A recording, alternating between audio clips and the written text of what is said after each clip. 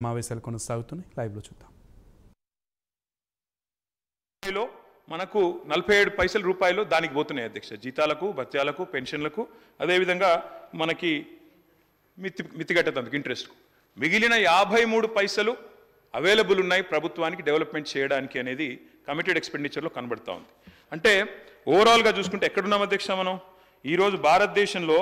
కేరళ చూస్తే committed expenditure 82 రూపాయలు 82 పైసలు, హర్యానా రూపాయలో 81 పైసలు, పంజాబ్లో రూపాయలో 79 పైసలు జీతాలకు, భత్యాలకు, పెన్షన్లకు, అదేవిధంగా ఇంట్రెస్ట్ చెల్లింపులకు పోతుంది. వెస్ట్ బెంగాల్ 69 పైసలు పోతుంది రూపాయలు, తమిళనాడులో 62 పైసలు పోతుంది, ఆంధ్రప్రదేశ్లో 61 పైసలు పోతుంది, వారు మొన్నటిదాకా నడిపిన రాజస్థాన్లో 59 పైసలు రూపాయికి. దేశ సగటు జాతీయ యావరేజ్ ఎంత అధ్యక్ష? కమిటెడ్ ఎక్స్పెండిచర్ 56 పైసలు. అంటే మొత్తంగా రూపాయి ఆదాయం వస్తే అందులో 56 పైసలు జాతీయ సగటు కమిటెడ్ ఎక్స్పెండిచర్. కానీ తెలంగాణ ఎంత అధ్యక్ష? 47. అత్యల్పంగా ఉన్న రాష్ట్రాల్లో టాప్ 4లో తెలంగాణ ఉంది. దీన్ని మీరు తిమ్మిని బమ్మిని చేసి మోసం చేసే ప్రయత్నం చేస్తామంటే కుదరదనే మాట కూడా నేను వారికి విజ్ఞప్తి చేస్తా ఉన్నా అధ్యక్ష. ఇంకొక మాట కూడా చెప్పాలి అధ్యక్ష. ఇవాళ వడ్డీల కోసం, జీతాల కోసం పైసలు జాలట్లేదు అనే మాట వారు మాట్లాడుతూ ఉన్నారు అధ్యక్ష. ఒక్క మాట వారికి నేను చేసే విజ్ఞప్తి, మీరు పరస్పర విరుద్ధమైన వ్యాఖ్యలు చేశారని నేను చెప్పాను. 47 పేజీలో సోషియో ఎకనామిక్ అవుట్లుక్లో మీరే చెప్పారు హయ్యర్ ఫిజికల్ స్ట్రెస్ ఉంది, 47 ఉంది కమిటెడ్ ఎక్స్పెండిచర్, దానివల్ల ఫిజికల్ స్ట్రెస్ ఉందని చెప్పారు. కానీ 44 పేజీలో మీరు చెప్పిన మాటలో అక్కడ మీరు చెప్పారు డెవలప్మెంట్ ఎక్స్పెండిచర్లో Telangana top in the country 74% అని మీరే చెప్తా ఉన్నారు. What is right? Committed expenditure తక్కువ ఉంది అయినా ఎక్కువ ఫిజికల్ స్ట్రెస్ ఉందని మీరు చెప్పిన మాట కరెక్టా? లేదా డెవలప్మెంట్ ఎక్స్పెండిచర్ 74%తో భారతదేశంలో హైయెస్ట్ ఉన్నామన్నమాట కరెక్టా? మీరు చెప్పాలి. ఇంకొక మాట కూడా నేను చెప్తా ఉన్నా అధ్యక్ష. మనకు రెవెన్యూ రిసీట్స్ ఉంటాయి అధ్యక్ష. రెవెన్యూ రిసీట్స్ 4 రకాలు. స్టేట్ ఓన్ ట్యాక్స్ రెవెన్యూస్ అధ్యక్ష. Let me tell the entire house, especially new members in the house. State owned tax రెవెన్యూస్లో భారతదేశంలో ఈరోజు 84% SOTRతో అగ్రభాగాన ఉన్న రాష్ట్రం, మొదటి 3లో ఉన్న రాష్ట్రం తెలంగాణ. అంటే ఎవరి మీదనో ఆధారపడకుండా, ఇంకెవరి మీదనో మనం కేంద్ర ప్రభుత్వం ఇవ్వలేదనో, యూనియన్ బడ్జెట్లో రాలేదనో మనం బీరిపోకుండా, బిత్తిరి కాకుండా మనం బ్రహ్మాండంగా SOTR 84% అధ్యక్ష. 4 కంపోనెంట్స్ ఉంటాయి రెవెన్యూ రిసీట్స్లో.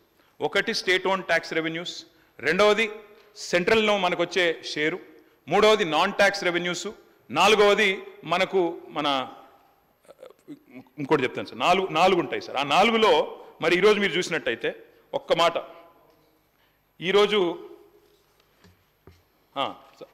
2014లో రెవెన్యూ రిసీట్స్ ఎంత, మనకి రెవెన్యూ ఎక్స్పెండిచర్ ఎంత చూసుకుంటే అధ్యక్ష, దాన్ని బట్టే మనం సర్ప్లస్ స్టేటా, మిగులు బడ్జెట్ స్టేటా, లోటు బడ్జెట్ స్టేటా తేలుతుంది అధ్యక్ష.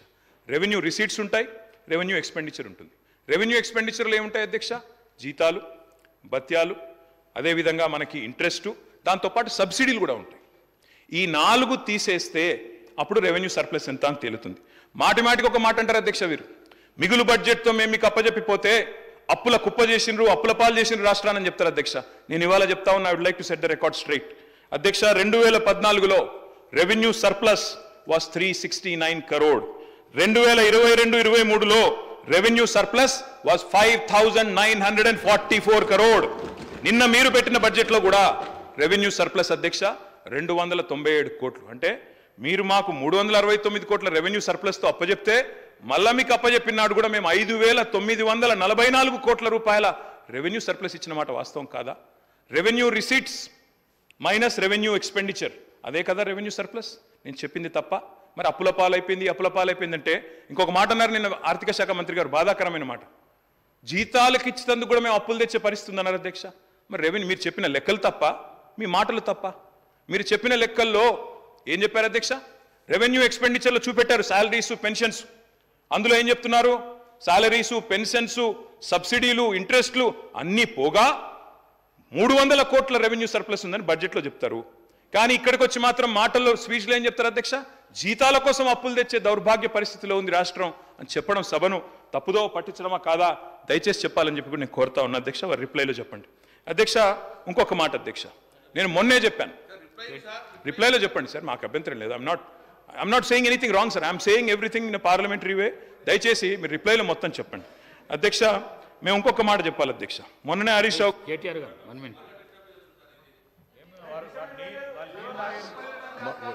ఒకటే నిమిషం,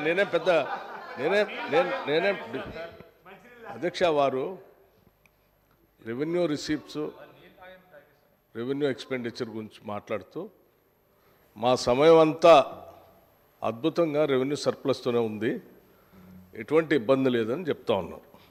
కరెక్టే, రెవెన్యూ రిసిప్ట్స్ కూడా అద్భుతంగా ఉన్నాయి. జీతాలన్నీ ఆ రెవెన్యూ ఎక్స్పెండిచర్లోనే ఉంటాయి.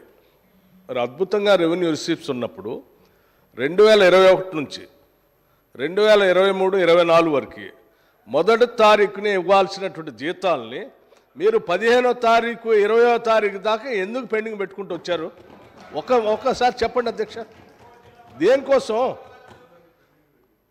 ఉన్న అద్భుతంగా రెవెన్యూస్ ఉన్నాయి, ఎందుకు పెండింగ్ పెట్టారు అధ్యక్ష? దేనికోసం పెట్టారు? ఎటు డైవర్ట్ చేశారు? ఏం చేశారు? ఇవన్నీ వాస్తవాలే కదా అధ్యక్ష.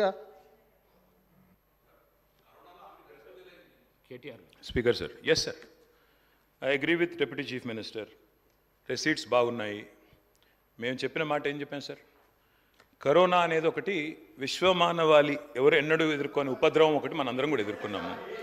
ఆ కరోనా సమయం మేము తెచ్చాము, కరోనా మేము తేలేస్తాము అధ్యక్ష. దాని తర్వాత సార్ బ్రదర్ వినండి, ఒక నిమిషం వినండి దయచేసి. వారిని కోరేది అధ్యక్ష, నేను సబ్జెక్ట్ మాట్లాడుతున్నాను బ్రదర్, విమర్శ చేయడం లేదు అధ్యక్ష. 2019 చివరిలో కరోనా వచ్చింది అధ్యక్ష, 19 డిసెంబర్లో వచ్చింది. అందుకే కోవిడ్-19 అంటారు దాన్ని, ఎందుకంటే 19 చివరిలో వచ్చింది. 2020 మార్చిలో ఇండియాలోకి వచ్చింది. మొదటి కేసు హైదరాబాద్లో 2020 మార్చి 2 నాడు వచ్చింది. అప్పటి నుంచి అధ్యక్ష 2 సంవత్సరాలు ఆర్థికంగా అతలాకుతలం అయిపోయిన పరిస్థితి. అందుకే అధ్యక్ష మీరు చూస్తే లెక్కల్లో అప్పటిదాకా జీతాలు చక్కగానే వచ్చినాయి కదా అధ్యక్ష. ఆ తర్వాతనే కదా కొంత ఏమనుకున్నాం, ఎక్కడ డైవర్ట్ చేశారో అన్నారు డిప్యూటీ సీఎం. ఎస్, ఎక్కడ డైవర్ట్ చేశాం అధ్యక్ష? మేమేమనుకున్నాం, కరోనా అయినా ఆర్థిక సంక్షోభమైనా ఆసరా